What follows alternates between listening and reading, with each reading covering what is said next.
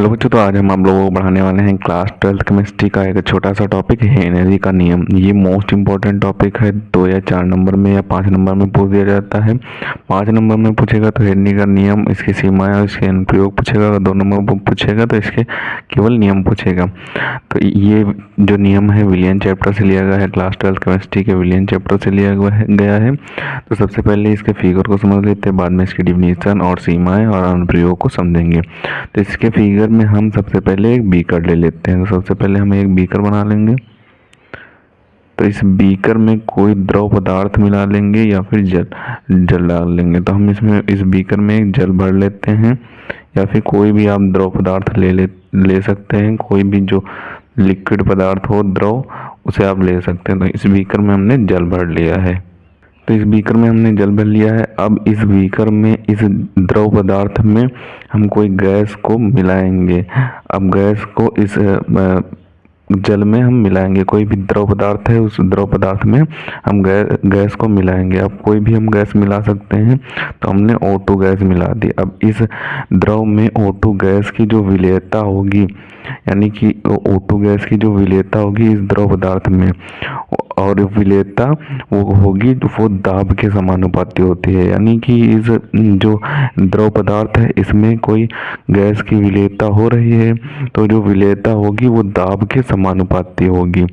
और ये जो बीकर में, इस बीकर में जो क्रिया हो रही है, इसमें ताप जो होगा वो स्थिर होना चाहिए। ताप जो हो वो स्थिर होना चाहिए। स्थिर ताप पर किसी गैस की, यानी कि किसी गैस की द्रव में विलेयता, यानी कि इस द्रव में विलेयता दाब के समानुपाती होती है। तो यही नियम हेनरी का नियम कहलाता है आपका।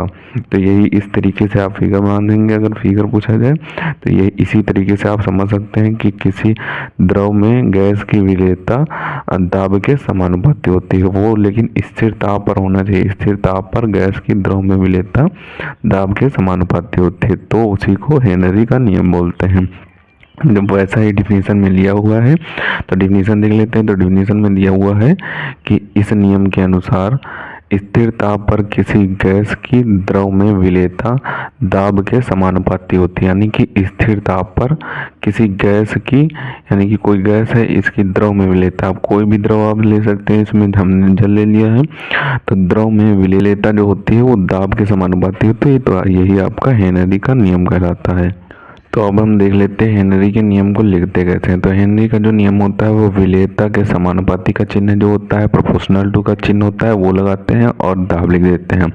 विलेयता को हम M से प्रेजेंट करते हैं और दाब को P से, यानी कि प्रेशर को P से प्रेजेंट करते हैं। दाब की इंग्लिश प्रेशर होती है तो उसे P से प्रेजेंट करते हैं। सब M प्रोपोर्शनल टू P हो जाएगा। तो जब ये प्रोपोर्शनल टू का साइन हटेगा तो यहाँ पे कोई एक हेनरी नियतांक आ जाएगा। तो हेनरी का नियतांक होता है KH। तो K नियतांक होता है, H हेनरी के लिए लगाया गया है, खासकर हेनरी के लिए लगाया गया है। तो जब यहाँ पर प्रोपोर्शनल टू का साइन हटेगा तो यहाँ पर बराबर आ जाएगा। बराबर आने पर यहाँ पे कोई एक नियतांक आ जाएगा। तो ये नियम होता है हेनरी का नियम, M = KHP। ये हेनरी का मेन नियम होता है। तो यहाँ पे जो सिंबल है उनको क्या बोलते हैं, तो उसे देख लेते हैं। तो जो M होता है वो घुली गैस की मात्रा होती है, यानी कि जो विलेयता होती है उसे M बोलते हैं। तो घुली गैस की मात्रा को हम M से प्रेजेंट कर रहे हैं। और KH हेनरी नियतांक होता है। कहीं कहीं पे हेनरी स्थिरांक भी लिखा होता है, तो वो भी सही होता है। और यहाँ पे जो P है इसे प्रेशर, यानी कि दाब बोलते हैं। तो यही इनके सिंबल के मतलब होते हैं। अब हेनरी के नियम की सीमाएं देख लेते हैं और हेनरी के नियम के जो अनुप्रयोग दिए हुए हैं उन्हें भी देख लेते हैं। क्योंकि 5 नंबर में अगर पूछा जाएगा हेनरी का नियम, तो उसमें आपको सीमाएं और अनुप्रयोग भी लिखने होते हैं। तो ये यहाँ पे हेनरी के नियम की सीमाएं दी हुई हैं। तो पहली सीमा यहाँ पे दी हुई है कि इसमें विलयन का ताप बहुत कम नहीं होना चाहिए, यानी कि जो विलयन है उसका ताप बहुत कम नहीं होना चाहिए। जैसा कि डिफिनीशन में दिया हुआ था, इसमें ताप स्थिर रहना चाहिए। तो स्थिर ताप पर ही वो क्रिया करता है, जो गैस होगी वो डिसॉल्व होगी।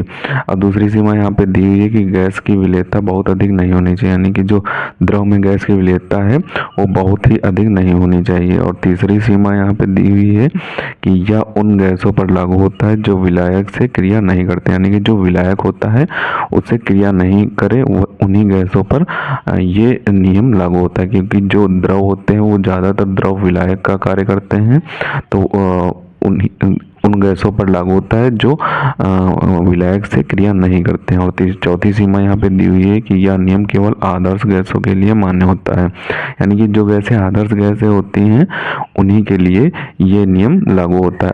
और अब हेनरी के नियम के अनुप्रयोग देख लेते हैं। तो हेनरी के नियम के अनुप्रयोग का क्या दिए हुए हैं उन्हें देख लेते हैं। तो हेनरी के नियम के अनुप्रयोग दिए हुए हैं। पहला अनुप्रयोग यहाँ पे दिया हुआ है कि शीतल पेय पदार्थ में हेनरी का नियम लागू होता है, यानी कि जो ठंडे पेय पदार्थ होते हैं आते हैं बोतल में, तो उन पर ये हेनरी का नियम लागू होता है। और दूसरा अनुप्रयोग यहाँ पे दिया हुआ है कि अधिक ऊंचाई पर ऑक्सीजन टैंक में ये हेनरी का नियम लागू होता है, यानी कि जो अधिक ऊंचाई पर ऑक्सीजन टैंक ले जाते हैं पर्वतारोही, उन टैंकों में भी हेनरी का नियम लागू होता है। और यहाँ पे तीसरा जो अनुप्रयोग दिया हुआ है समुद्री गोताखोरों द्वारा जो गैस ले जाई जाती है उनमें भी हेनरी का नियम लागू होता है, यानी जो समुद्री गोताखोर होते हैं वो जो टैंकर ले जाते हैं अपने पीछे ऑक्सीजन टैंकर, उसमें भी हेनरी का नियम ही लागू होता है। तो यही हेनरी के नियम के अनुप्रयोग हो जाएंगे और सीमाएं हो जाएंगी। तो सीमाएं अनुप्रयोग आपसे तब पूछेगा जब ये क्वेश्चन आपका 5 नंबर में पूछा जाएगा, तब हम आपको एक एक करके सभी के स्क्रीनशॉट दिए देते हैं और आप इन्हें अच्छे तरीके से तैयार कर लें। तो आप सबसे पहले हेनरी के नियम का स्क्रीनशॉट करें, अब बचे हुए पार्ट का भी स्क्रीनशॉट कर लें।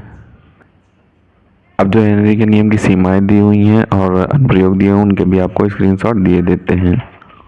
तो अब आप हेनरी के नियम की सीमाओं का स्क्रीनशॉट कर लें, जो यहाँ पे सीमाएं दी हैं इनका स्क्रीनशॉट कर लें। तो अब जो हेनरी के नियम के अनुप्रयोग दिए हैं इनका भी स्क्रीनशॉट कर लें। तो इसे आपको अच्छे तरीके से तैयार कर लेना है। इंपॉर्टेंट क्वेश्चन है, मोस्ट इंपॉर्टेंट है विलियम चैप्टर के। ये जो नियम हैं ये बहुत बार पूछे जाते हैं, किसी न किसी रूप में ये आपसे पूछ दिए जाएंगे। फिर 2 नंबर में पूछा जाएगा तो हेनरी का नियम पूछा जाएगा और हेनरी की सीमाएं पूछ दी जाएंगी हेनरी के नियम की, या फिर हेनरी के नियम के अनुप्रयोग पूछ दिए जाएंगे। अगर 5 नंबर में पूछा जाएगा तो ये पूरा क्वेश्चन पूछा जाएगा। तो इसे आप अच्छे तरीके से तैयार कर लें, इंपॉर्टेंट है, कई बार एग्जाम में पूछा जा चुका है, इस बार भी इसके आने के चांसेस रहेंगे। तो मिलते हैं किसी नए वीडियो में नए टॉपिक के साथ, तब तक के लिए धन्यवाद। और अगर अभी तक आपने हमारे चैनल को सब्सक्राइब नहीं किया है तो सब्सक्राइब जरूर कर लें, क्योंकि हम इसी तरीके से क्लास 12 से रिलेटेड इंपॉर्टेंट टॉपिक पर वीडियो डालते रहते हैं।